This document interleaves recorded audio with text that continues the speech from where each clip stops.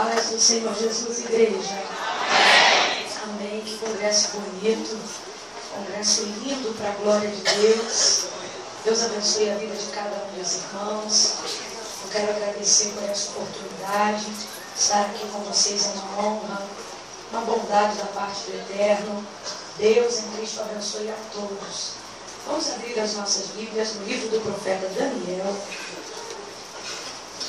capítulo de número 1.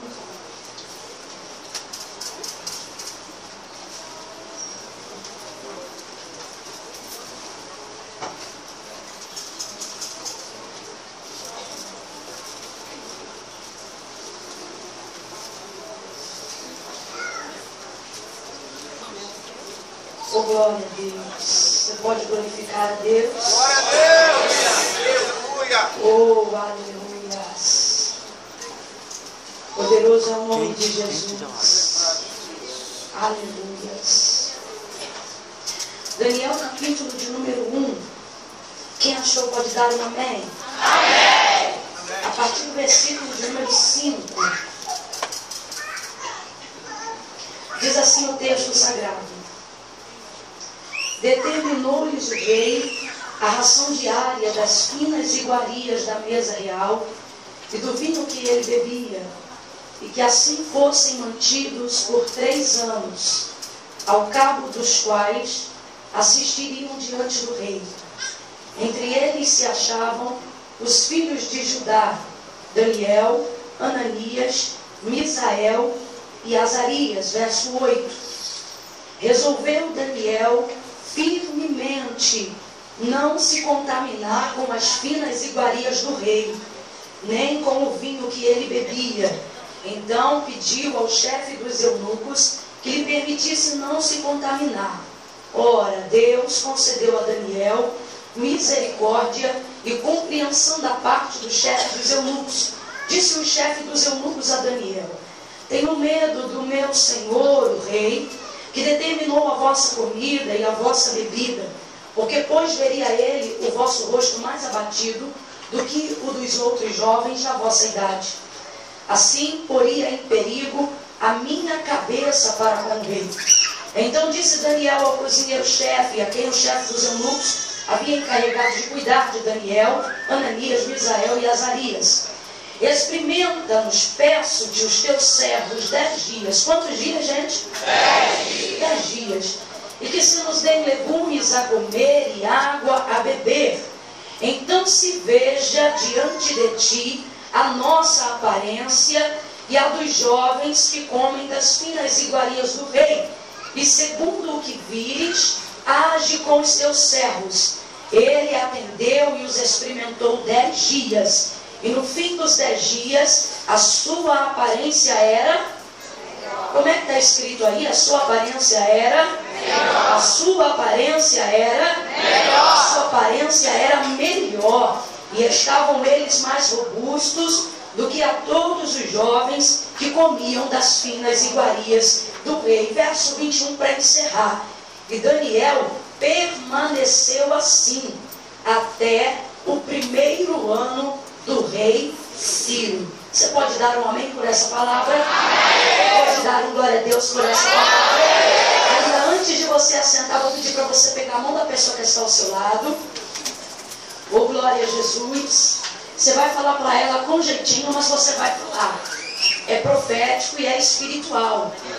Pega na mão dela, dele, e diga para ele assim: o regime vai começar. O regime vai começar. Dá uma olhada para ele de novo ou para ela e diga: você sabe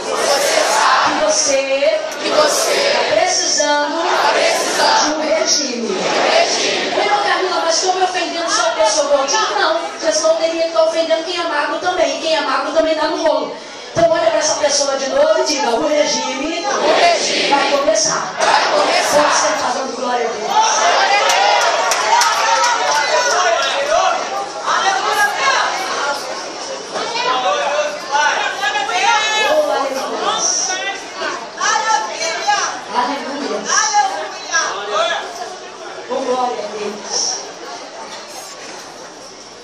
Irmãos e irmãs estão percebendo, infelizmente hoje eu estou mais debilitada do que de costume da minha voz.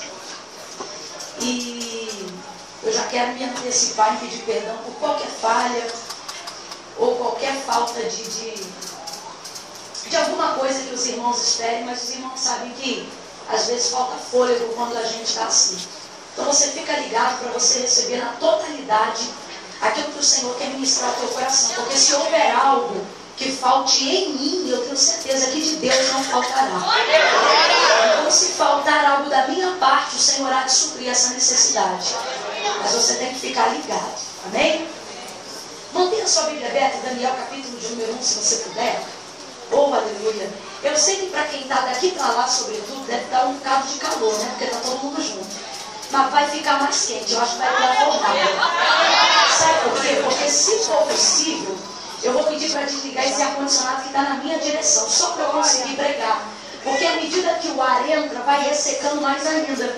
E aí eu vou ficando com mais dificuldade. Um outro dia eu vou vir aqui bem tinindo, a gente vai ligar tudo no gelo.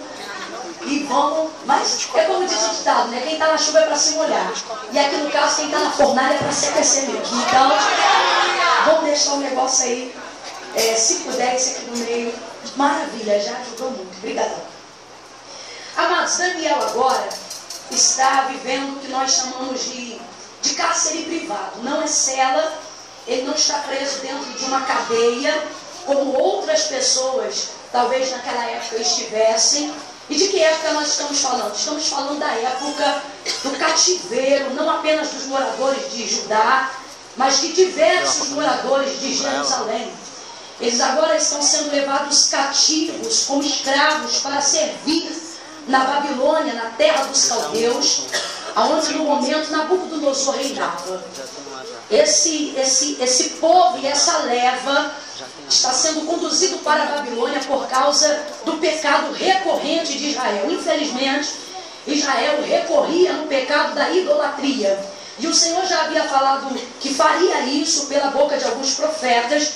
Israel não se arrependeu, não dando o devido crédito à palavra dos profetas, e agora está sendo levado em cativo para a Babilônia, para a terra dos caldeus.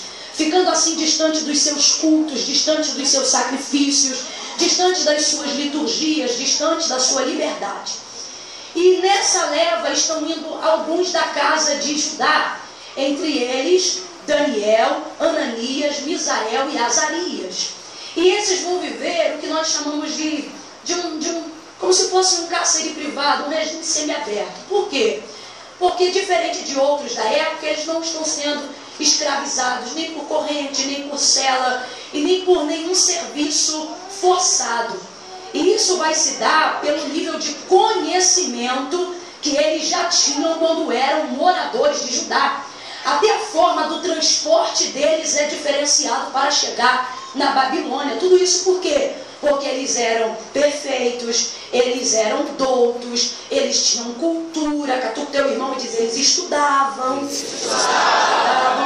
E você sabe que até na cultura de hoje, quem estuda tem uma prisão diferenciada. E não é o tema da mensagem, nem o teor da mensagem, mas vale a pena um parênteses, né, gente? Vamos estudar, porque até a prova de quem estuda é diferente. E eles, então, são colocados de uma maneira diferenciada. E agora eles vão viver dentro do palácio, em um lugar um pouco separado, até que estejam totalmente prontos para se apresentarem diante do rei.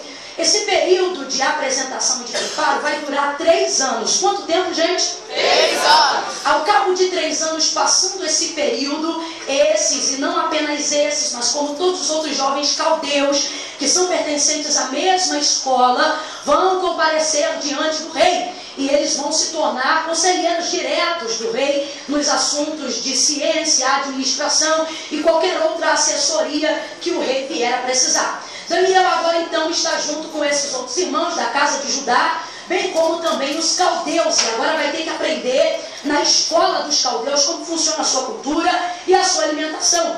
E Daniel está muito preocupado. Por quê? Porque ele vai começar a ser alimentado com o que a Bíblia chama, e naquela época chama de ração diária. A porção de cada dia, isso aqui nada mais é do que a dieta do rei, a reeducação alimentar do rei e do palácio, do chefe dos eunucos, do cozinheiro. Mediante aquilo que eles achavam que era o melhor, eles apresentavam. Perceba que a proposta do palácio e a proposta dos caldeus não é uma proposta de deixá-los ruins, de deixá-los em situação pior, não. A proposta do palácio é uma proposta igualitária. O mesmo tratamento que os irmãos da casa de Judá, Daniel, Ananias, Misael e Azarias vão receber, é o mesmo tratamento que os filhos daquela terra recebiam. E que tratamento é esse? A bebida do rei, a comida do rei, a educação do rei, as vestes que agradavam ao rei, tudo dentro daquela cultura. Então perceba que o que os caldeus estão oferecendo e o que Nabucodonosor está oferecendo para os cativos de Judá é uma proposta igualitária. Diga, igualitária. É uma proposta igualitária. Ele está oferecendo, pede igualdade para os cativos de Judá.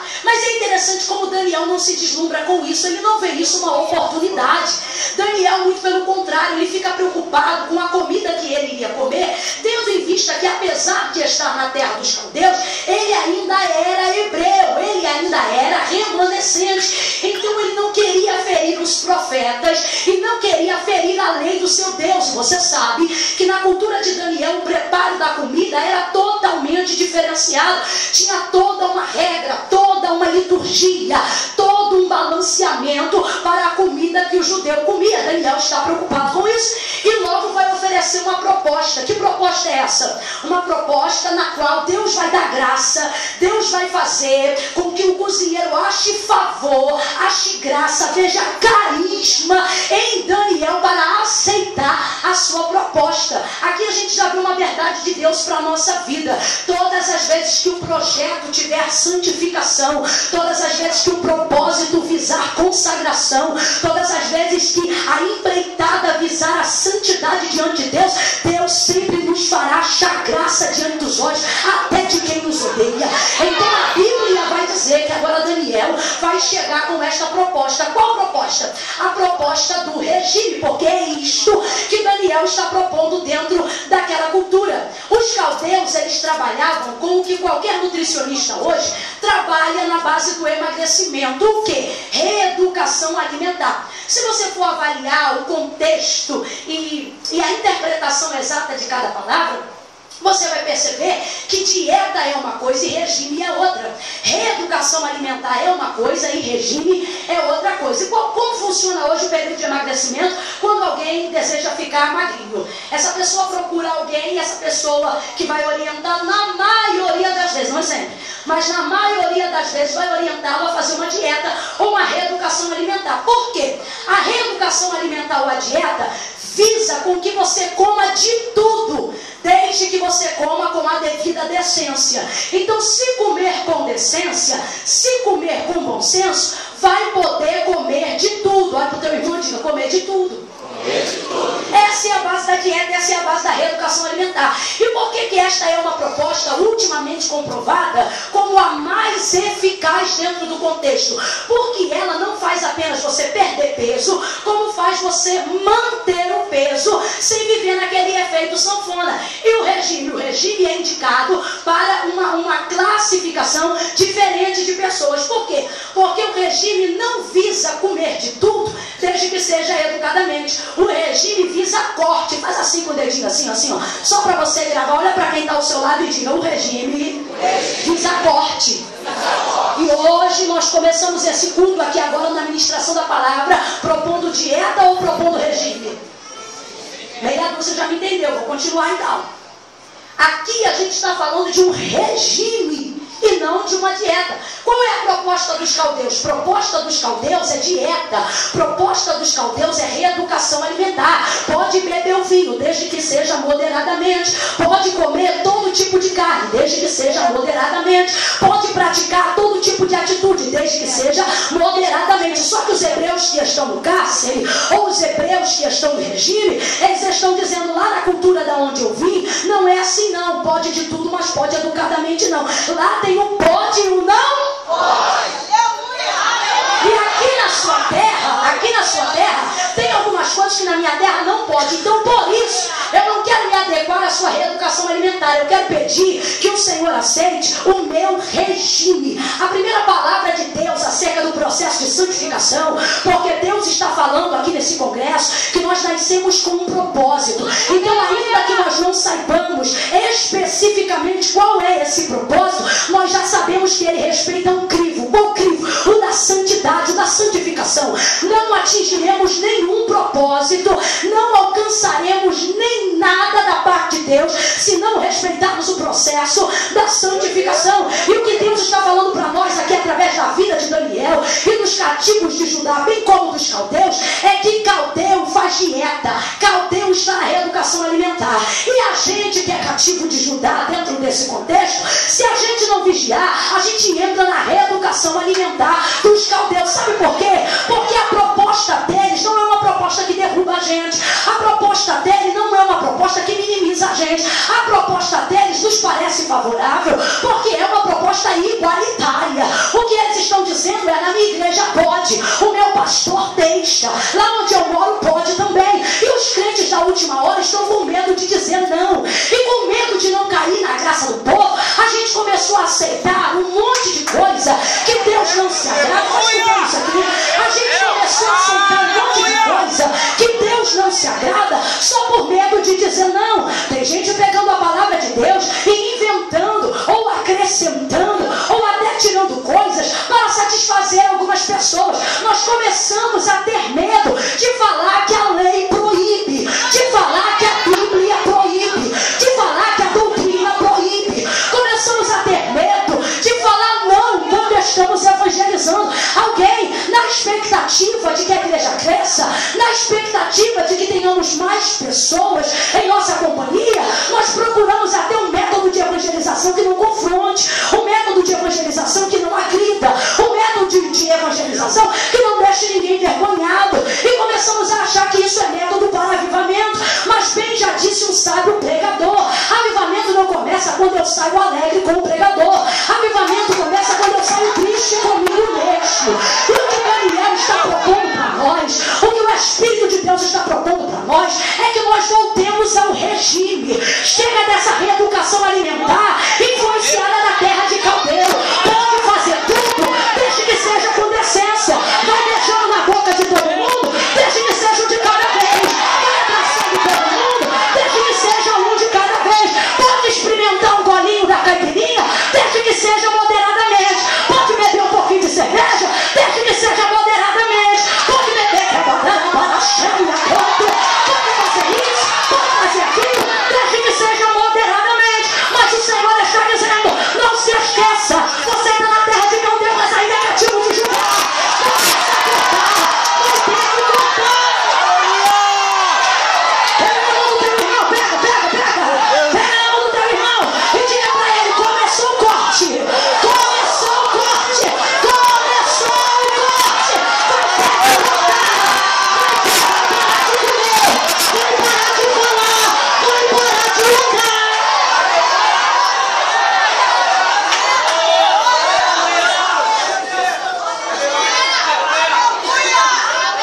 Sabe qual a diferença do regime da dieta? Eu já expliquei aqui, mas talvez que você não saiba, é a proposta do regime. A proposta do regime, na maioria das vezes, ela só está ligada na porção alimentícia dos atletas. Gente comum não precisa fazer regime. Fala para pelo menos 2 pessoas: gente comum não precisa fazer regime. Gente comum pode fazer dieta, gente comum pode viver reeducação alimentar, mas gente que nasce com propósito é atleta.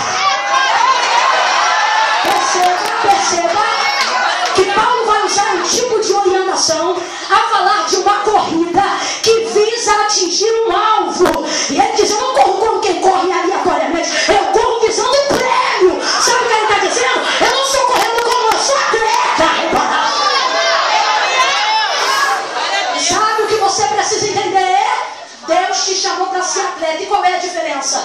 O regime de quem vive para ser atleta, ou quem está prestes a fazer uma competição, é o regime de alguém que corta algumas coisas visando o prêmio.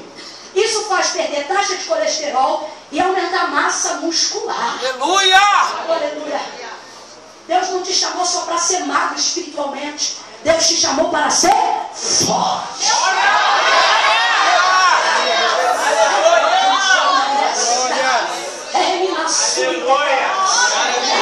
Glória a Deus, aleluia! Acordar cedo, ir pra academia, fazer um look bonito, botar uma camisetinha e colocar lá no Face, Fiat, vambora, foco. É mole, é mole. Eu quero ver fazer igual o João Batista. A Bíblia diz: o espírito dele no deserto se robustecia. Fortalecer a carne é mole.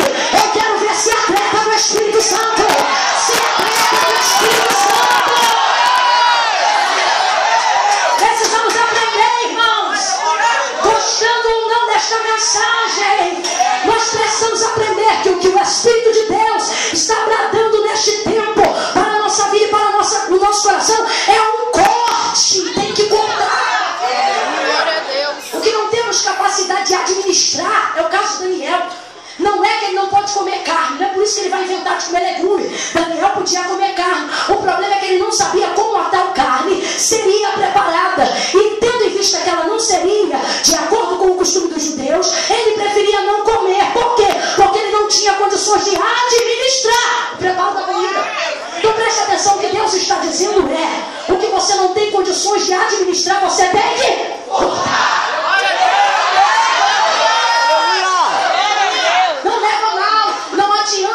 Congresso, quantos dias? 3 dias? 4? 4 dias, não adianta fazer propósito de 4 dias para o Congresso, adianta. Talvez para a sua vida é que não vai adiantar. Aí você faz propósito de 4 dias. 4 dias eu vou ficar sem Facebook. 4 dias eu vou ficar sem internet. Mais meia dúzia já caducou porque fez propósito. Mas vou ficar 4 dias sem Facebook. 4 dias sem internet. Aí fica os 4 dias. Realmente abençoou o Congresso. O Congresso é uma benção. O problema é que o Congresso termina abençoado. Aí você volta com tudo. E o problema de mexer em Facebook não é que a internet é do diabo, porque eu também tenho, gosto e pode ser uma bênção, desde que seja bem administrado. O problema, gente, é que tem gente deixando de ler a Bíblia para postar coisa. Tem gente deixando de orar para postar coisa. Tem gente deixando, e quando eu falo deixando, não é porque não quer não. Até quer, não, peraí, daqui a 10 minutinhos eu saio. Daqui a 20, daqui a 30 minutinhos eu saio. Daqui a 40 minutos, tá falando, tá falando. Daqui a 30 minutos, aí já foi 2, foi 3, 4 horas. Quando viu, você tá cansado. Você já tinha planejado orar. Você falou, quer saber, hoje a noite tá tão bom que eu vou tirar pelo menos 30 minutos de oração. Mas vou orar pra suar a camisa. O problema é que tu ficou 8 horas na internet. Já tá com a vista embaçada. Aí você diz, amanhã eu oro. Amanhã eu oro, desliga o celular. Passou mais tempo na internet do que com Deus. Depois tem que ter a sua vida. Vai terminando com uma vida de qualquer pessoa. Aí você diz assim, não, mas eu vou conseguir, eu tenho força de vontade. Aprenda a respeitar os seus limites. O seu problema é que você está tendencioso ao vício. E vício a gente não administra. Vício controla a gente. Então se você não está conseguindo administrar o que você tem, admita que não consegue e corta. Você está entendendo o que Deus está dizendo? Amizades que a gente protela para cortar no outro dia. Não, essa semana eu vou orar e eu vou falar com a fulana que se ela continuar desse jeito, não vai dar mais não, porque não pode, ela não pode ser assim. E ela está sempre falando que não deve, está sempre te usando como lata de lixo. Diz que é amizade, mas não é amizade não. Ela te usa como lata de lixo para jogar em cima de você toda a podridão que faz mal a ela. Aí porque você é crente, ela confessa e sai benzinha da conversa. E você vai terminando oprimida, vai terminando oprimido. E você diz, não, mas eu vou orar, ela vai mudar, ele vai mudar. O problema é que ela não muda e ele não muda. E você tem que entender que a amizade não depende de companhia para mudança. A oração age sem a necessidade da aliança. Mas você vai ter com todo mundo. Comunhão é só com quem Deus quer. O que o Senhor está dizendo é, vai deixar essa pessoa te praticar até quando? É tempo de cortar. Vai ter que cortar essa aliança.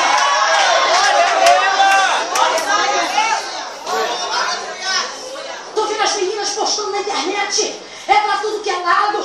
Aí depois eu fui ver que fazia alusão a uma música. Uma frase que diz assim: como cortar pela raiz o que já deu flor.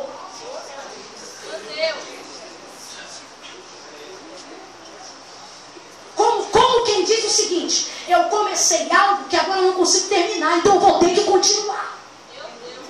Você quer uma resposta? resposta como cortar pela raiz o que já deu flor, eu vou traduzir, porque quanto mais cara de brisa faz, mais eu posso rasgar na aplicação. Meu Deus! Como cortar pela raiz o que já deu flor? Tipo assim, como é que eu vou terminar um relacionamento se eu já amo? Meu Deus! Como é que eu vou mandar ele embora se eu já beijei na boca? Como é que eu vou mandar ela pra longe se eu já me envolvi?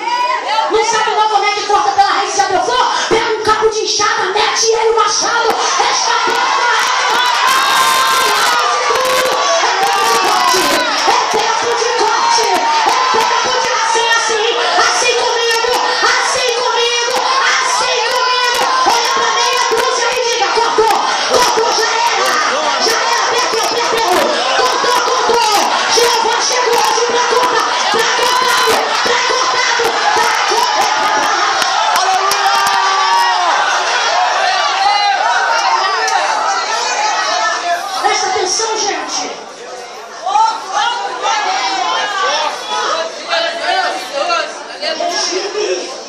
regime. Você vai encontrar Caldeu na mesma sala de Hebreu, estudando na mesma escola, pegando o mesmo ônibus, entrando no mesmo carro, vindo na mesma igreja. Eles vão olhar para você e vão dizer: lá na minha igreja o rei deixa. Aí você fica sem graça. Ah, mas se ele também é, lá deixa. Não, mas você tem que ter cara. E você tem que dizer: mas lá na minha não deixa. Mas o meu líder de jovens fala que isso não tem nada a ver. Pois é, mas o meu líder de jovens implica com isso. Eita, Jesus! Aleluia! Meu Deus, aleluia! Daniel trabalha com corte. Perceba que a proposta dele corta. Vai ser legume e água. Não é porque não pode comer. Presta atenção. Não é porque ele não pode comer carne. É porque ele não consegue administrar a carne que lhe está sendo oferecida. E o que eu não posso administrar, eu devo cortar. Aleluia! Aleluia! Glória a Deus! Agora perceba a proposta de santificação de Daniel. Ele vai fazer uma proposta de santificação. Diga santificação. Santificação. Diga mais uma vez, santificação. Santificação. A proposta de santificação dele é o seguinte: olha, cozinheiro, experimenta, nos peço 10 dias, somente 10 dias. E nesse período de 10 dias, eu te peço que tu nos dê água a beber e legumes a comer. O cozinheiro, ele fica muito desconfortável diante dessa situação, porque ele tem medo do rei. Porque a lei dos caldeus é severa.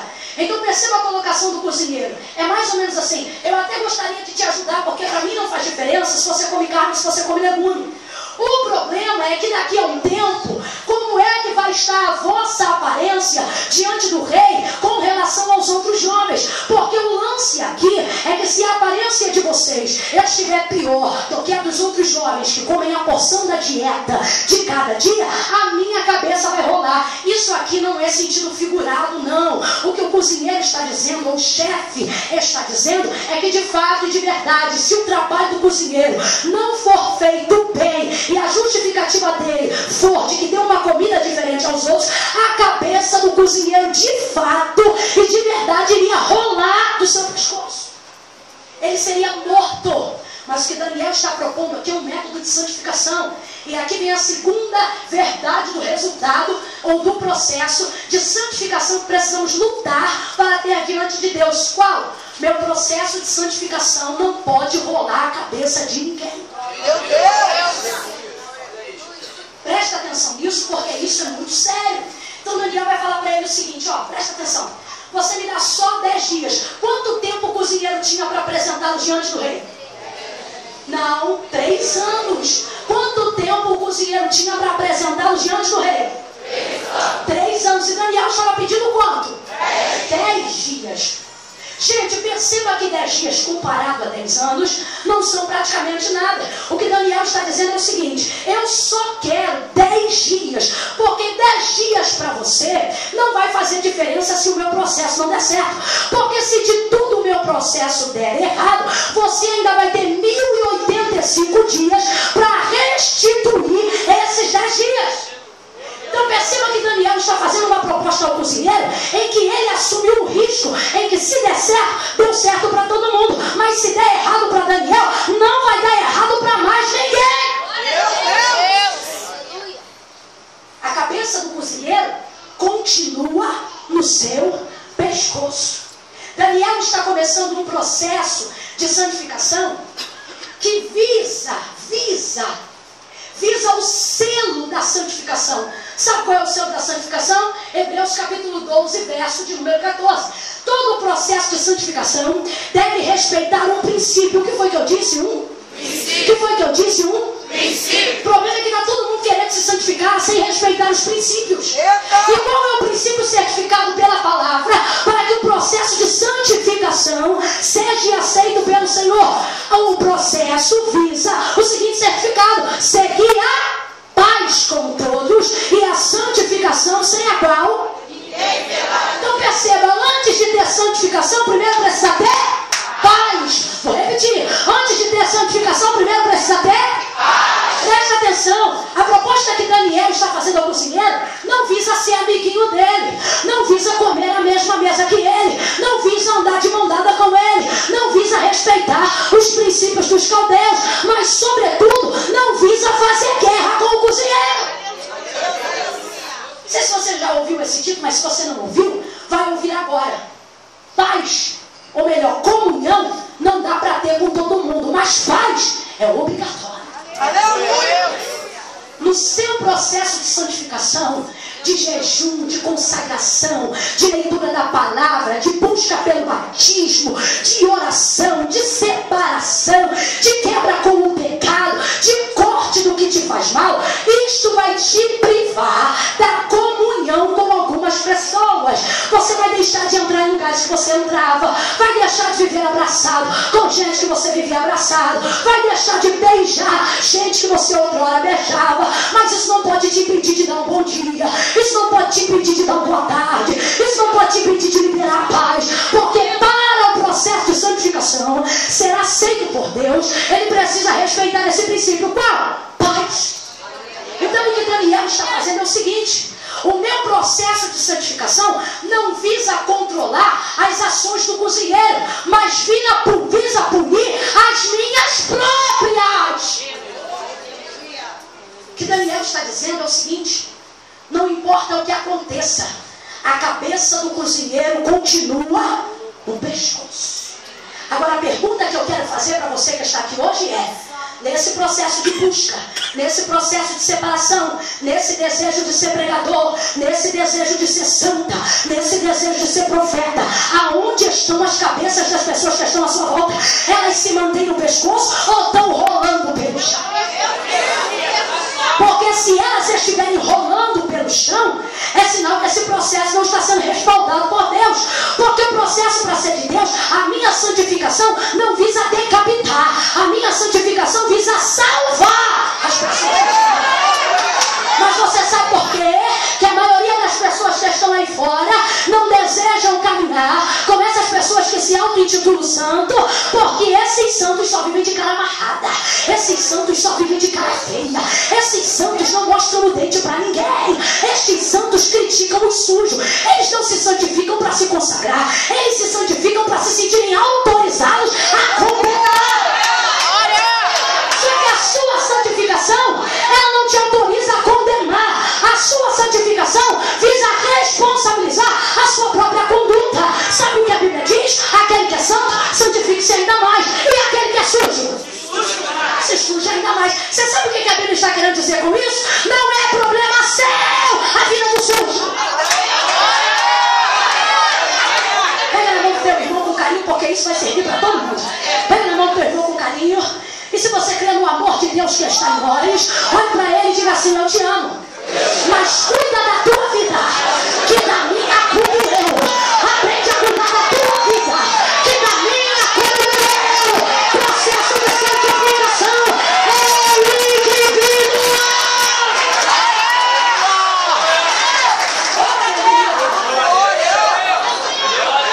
Como eu estou no congresso de jovens, eu vou falar aqui um pouquinho para paz. Está querendo fazer uma consagração, aí já chega em casa, quer ficar em espírito de consagração. Aí faz o propósito, não vê televisão. Aí já chega em casa, as crianças estão vendo televisão, ou os jovens estão vendo televisão, aí já chega gritando: desliga essa televisão porque eu estou no propósito. Mas peraí, quem está no propósito? E eu que tenho que desligar? Eu não posso ver? Ô mãe, faz um bolo aí. Não, não vai entrar doce essa semana aqui em casa, porque essa semana eu fiz propósito de doce. Eu não vou comer doce. Mas peraí, é você que não vai comer doce, eu também não posso.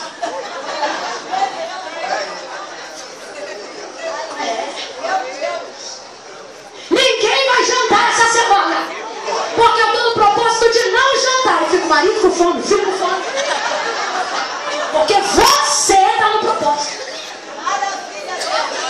Presta atenção, que eu não estou querendo impedir ninguém de fazer propósito. Quanto mais, melhor. Agora avise se os seus propósitos não fazem rolar a cabeça das pessoas. Aleluia! Vise isso. Porque o seu propósito não pode visar controlar a vida do outro. Mas sabe qual é o nosso problema? A realidade do nosso problema é o seguinte: não estamos tão dispostos a fazer o propósito. Então a gente obriga as pessoas que estão de fora do propósito a nos ajudarem só para a gente conseguir terminar o que a gente não conseguiu nem começar. É tipo assim, já que eu não posso jantar, ninguém janta, porque se eu ver a janta eu vou ter vontade de comer. É tipo assim, eu que estou no propósito da televisão, mas ninguém vai ver, porque se ligar eu me distraio e vejo. Então, na verdade, o que está faltando é força no teu propósito. O que o Senhor está dizendo é que Daniel resolveu firmemente no seu, foi no dos outros? Foi no do vizinho? Foi no dos caldeus? A proposta dele foi: fecha a boca de todo mundo e dá legume e água para todo mundo? Não, a Bíblia diz que ele propôs isso no seu. Ele propôs isso no seu. Você está entendendo o que Deus está dizendo? O que o Senhor está dizendo é: quando o teu propósito for forte dentro do teu coração, você vai entrar na lama e não vai se sujar. Quando o teu propósito for forte no teu coração, você vai entrar no mundo sujo e não vai se queimar. Quando o seu propósito for forte no seu coração, a casa inteira vai ver televisão, mas você não vai ver. Quando o teu propósito for forte no teu coração, a casa inteira vai comer doce, mas você não vai comer. Quando o teu propósito for forte no coração, o mundo inteiro vai beber Coca-Cola, mas você não vai beber. Eu só estou dando exemplos aqui. Irmão, eu só consigo fazer se todo mundo consegue fazer. O problema não é dos outros, o problema é que o propósito é fraco no teu coração. Pega na mão do teu irmão, uma unção de Deus aí, uma unção. Uma unção, se está fluindo de Deus aí, pega na unção de Deus, pega na unção, profetiza para ele e diga assim: fortaleça o propósito do teu coração. Diga de novo, fortaleça o propósito do teu coração. Todo mundo vai usar maconha, mas você não vai usar. Todo mundo vai beijar a boca, mas você não vai beijar. Todo mundo vai fazer sexo antes do casamento, mas você não vai fazer. O propósito é forte no teu coração. O propósito é forte no teu coração. Levanta a mão, receba. Deus está derramando unção de fortalecimento.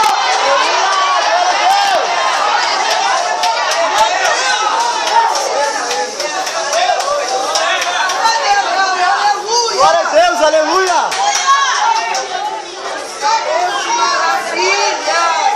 Aleluia. Vai todo mundo pra festa do Halloween. Aí o que tem propósito fraco, já tá doido pra ir, chega no pastor e diz assim: ó pastor, eu vou ter que ir também, senão perde 2 pontos. Você tá vindo de lá. O problema não é 2 pontos, o problema é que o propósito do teu coração é fraco. Festa de final de ano, formatura do Revolution. Todo mundo tem que fazer uma apresentação. Pega a Bíblia, escolhe um tema científico e apresenta no respaldo da palavra. Mas não, já escolheram a música da Cláudia Leite para cantar. Aí você diz: olha, eu tenho que ir, porque a formatura não é porque a formatura é porque o propósito no teu coração é fraco.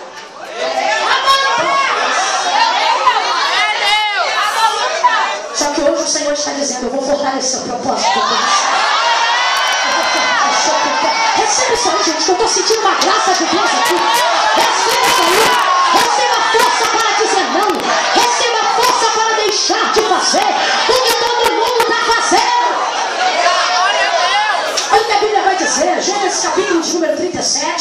A Bíblia vai dizer que José, obviamente, tinha um selo, uma escolha soberana de Deus acerca da vida dele. Mas o Senhor o pincelou, o retirou e o exaltou no meio de seus irmãos. Isso não é predestinação. A gente vê uma conduta na vida de José que agrada a Deus. Então o que a gente está vendo é coerência com a promessa. E sabe por que isso acontece? Porque José era um jovem consagrado.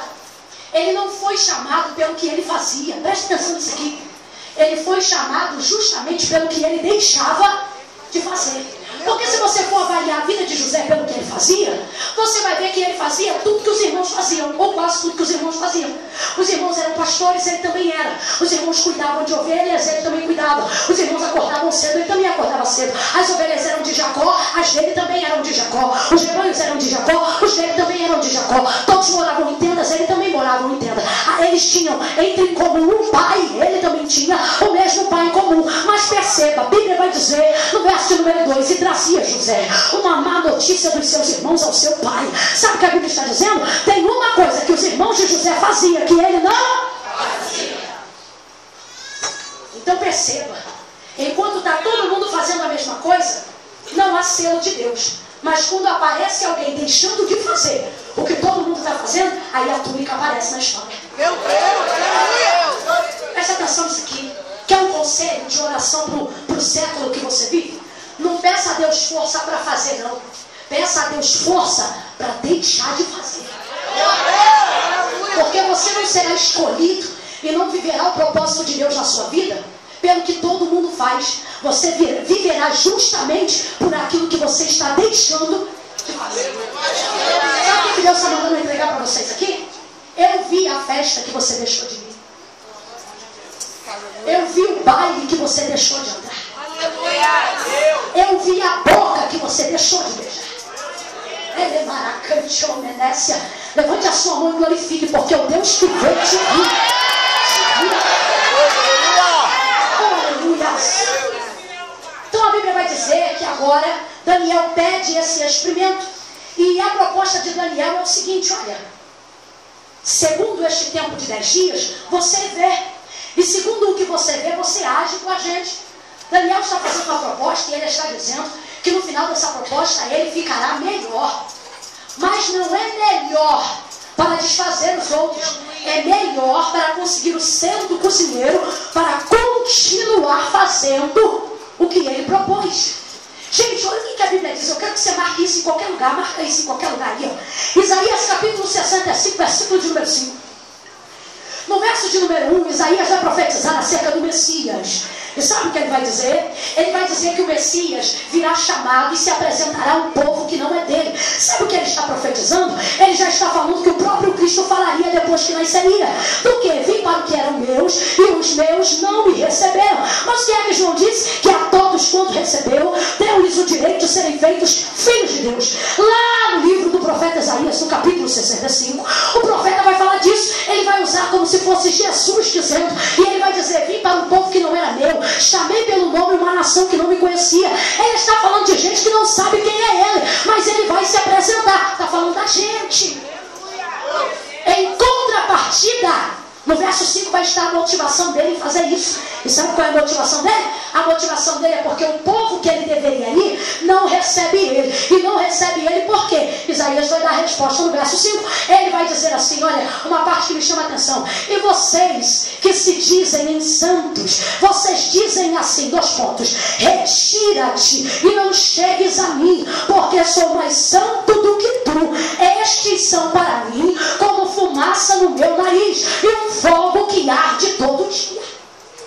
Sabe o que ele está falando? Está falando daqueles que não receberiam a ele, porque ele viria sentado no jumentinho. Então para eles a imagem desse Cristo era muito fraca, e eles eram muito santos.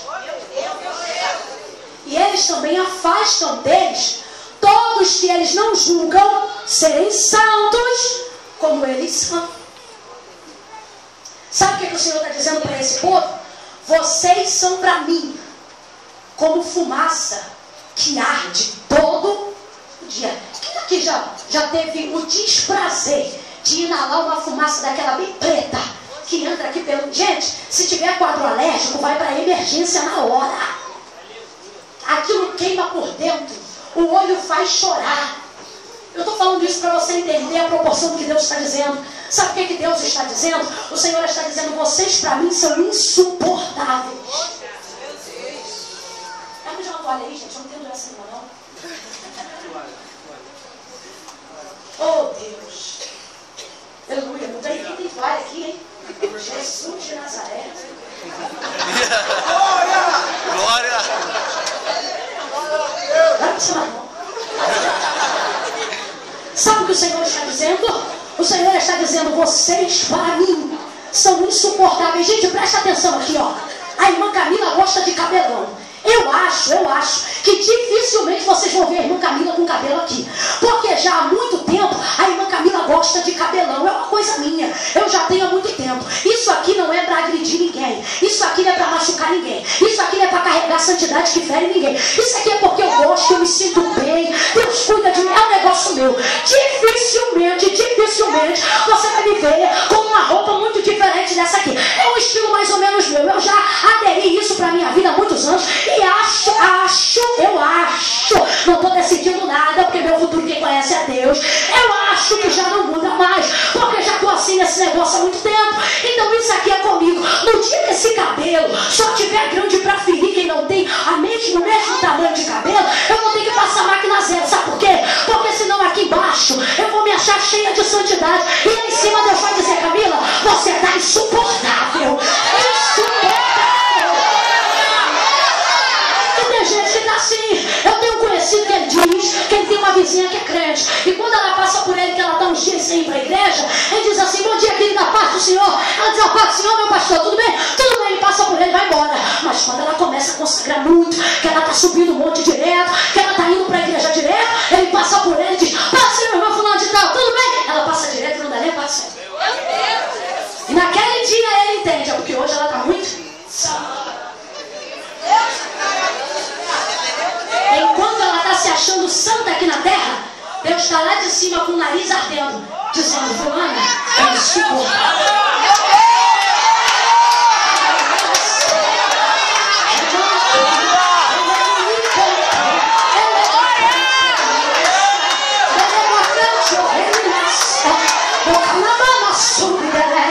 Você acha que para ser crente você tem que ser odiado?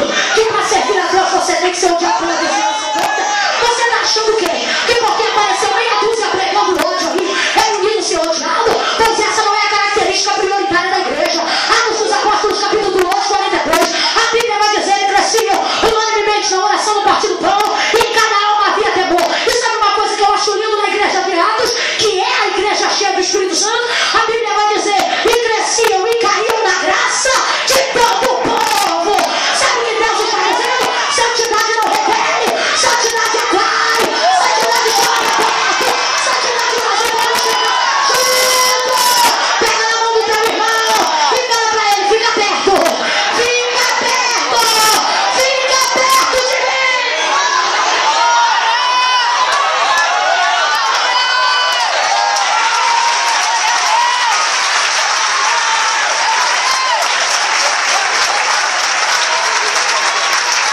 Essa galera aí está visitando a gente. Se eles começarem a achar que o nosso padrão de santificação é tão alto que não pode ser seguido, eles vão vir visitar a gente toda a festa e vão embora toda a festa. Mas no dia que eles entenderem que esse processo que a gente vive é possível mortificando o homem a cada dia sem ser arrogante, eles vão entender: eu acho que eu consigo sair também. Porque santificação não visa repelir, visa atrair. Escuta isso aqui que eu concluo aqui. Verso de número 13. Então a Bíblia diz que Daniel olha para o cozinheiro e fala assim: ó, depois desses dias, se veja. Se você tiver com a Bíblia aberta, olha comigo o verso de número 13. Olha o que Daniel está dizendo. Então se veja, completa para mim, presta atenção. Agora eu falei que santidade não pode repelir, todo mundo deu glória. Maravilha. Falei de quem julga pela de achar aí desses usos e costumes e se torna arrogante sobre a prerrogativa da santidade, todo mundo deu aleluia. Mas agora presta atenção. Então se veja, então se veja. Se veja diante de ti quem, gente? Do cozinheiro, diga, do caldeu. Se veja diante de ti a nossa aparência. Como é que está na tua versão aí? Tem alguma versão diferente de aparência? Semblante? Ou seja, aparência, semblante, segundo a imagem do que você vê. Dos jovens que comem das finas iguarias do rei, e segundo o que vires, age. Gente, presta atenção que isso aqui é muito sério. E segundo o que vires, age. Vamos todo mundo junto?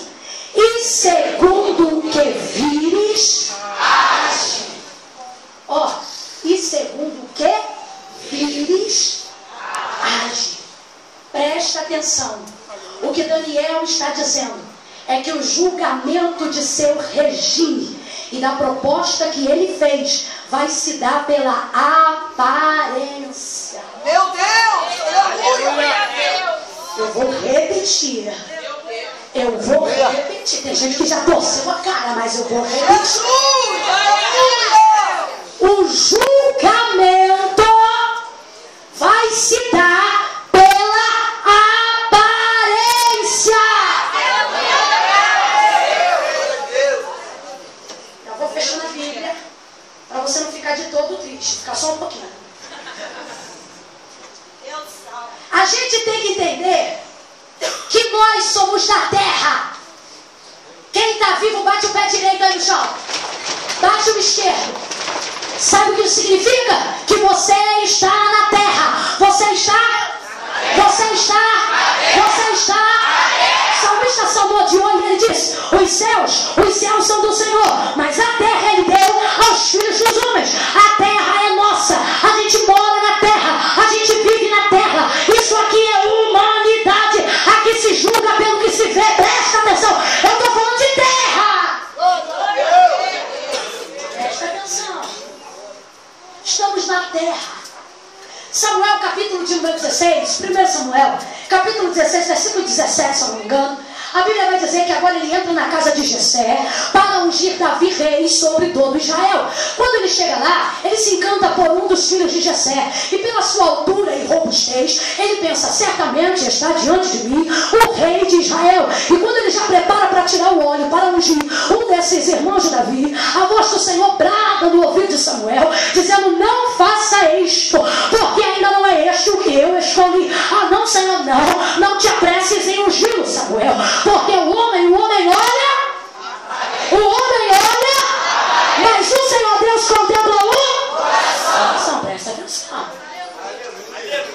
Sondar coração é coisa de Deus. Aleluia! Saber o que a gente pensa é coisa de Deus.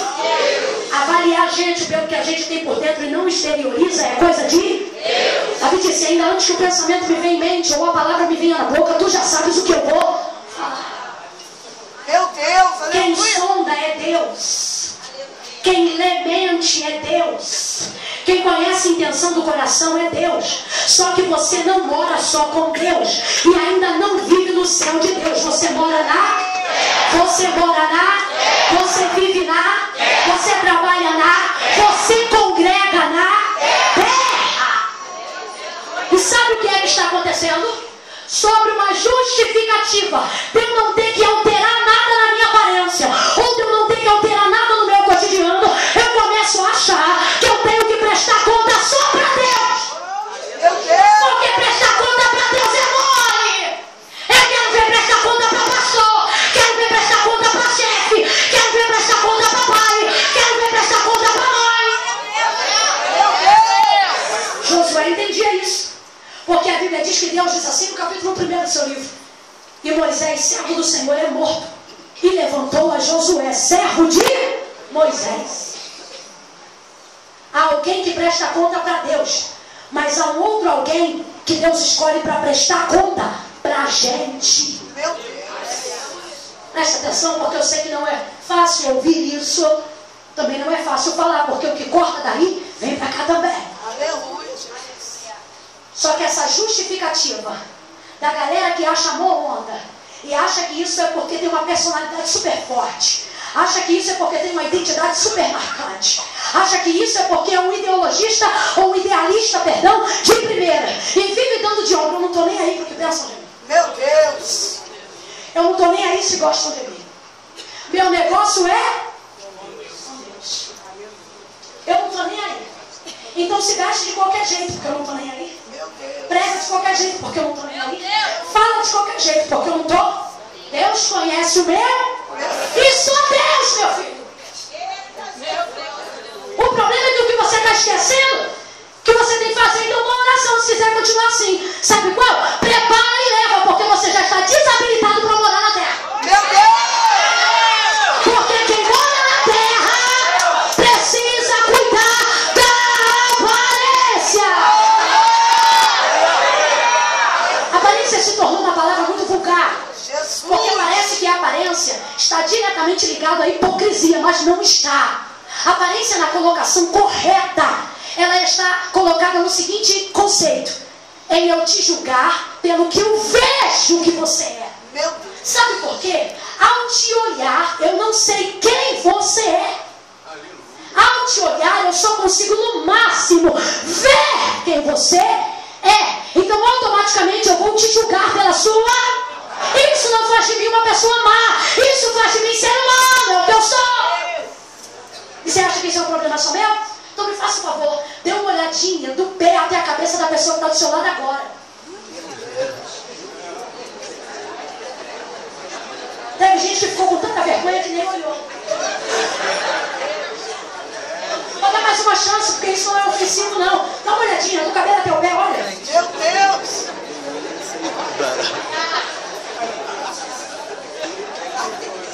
Olhou, presta atenção nisso aqui. Olhou? Olhou ou não olhou? Eu não preciso falar. Eu não preciso te induzir. Você já fez um julgamento sobre essa pessoa. Eu não preciso dizer se está bem arrumado, se está bem vestido, se é bonito, se é feio. Você já olhou e antes de controlar o que você seria capaz de dizer, você já pensou.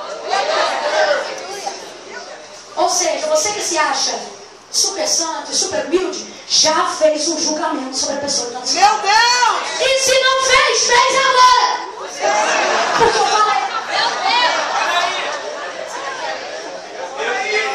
Ser humano é assim, o ser humano. E sabe o que Deus está dizendo através da vida de Daniel para nós nesta noite? Eu chamei vocês para pregarem, para cantarem, para testemunharem. Não foi para os anjos, não foi para mim, foi para o ser humano. Jesus. Então presta atenção, que Deus conhece o teu coração e que tendo um bom coração, independente da sua aparência, isso já é o suficiente para você morar no céu e ser salvo? Sim, e eu não vou dizer que não, é verdade. Só não vai dar para ser ministro, só não vai dar para ser escolhido, só não vai dar para ser pregador, só não vai dar para ser discípulo, só não vai dar para ser referência, porque para ser referência tem que cuidar da imagem que as pessoas têm. Se você quer dar de ombro para o mundo inteiro, beleza. Coisa Se teu linda. coração é bom, tua alma está pura e a tua mente é sã, você vai para o céu. Se bem que eu acho muito difícil ter consciência total desta palavra que está sendo pregada e não conseguir exteriorizar isso na maneira de viver em toda ela. Mas se você consegue, beleza, isso não vai impedir tua salvação. Mas eu preciso ser honesto, só não vai dar para ser pregador, só não vai dar para ser cantor, só não vai dar para ser líder de departamento, só não vai dar para ser pastor, não vai dar para estar à frente das coisas sendo referência. Perceba que quando eu estou falando de aparência, eu não estou falando de uso e costume. Eu não estou falando do que pode e do que não pode. Eu estou falando sobre a imagem que a gente passa quando alguém olha para a gente. Meu Deus. A Bíblia vai dizer que quando olhavam para Estevão, por mais que o apedrejassem, testificaram que era verdade. Por quê? Porque a Bíblia diz que quando era apedrejado, o seu semblante era como que de um anjo. A Bíblia diz que Moisés era líder, ele era seguido por todo o povo. Outrora, descendo do monte, seu rosto reluzia tanto que precisou de um véu. E todos testificavam a liderança dele diante do que a sua aparência comunicava. Agora, a Bíblia também diz que a nora de Judá não era prostituta, mas se vestiu como uma prostituta. E na calada da noite, quando seu sogro Judá passou, ela pensou, ele vai me possuir, porque se eu estou vestida como uma prostituta, eu serei tratada como uma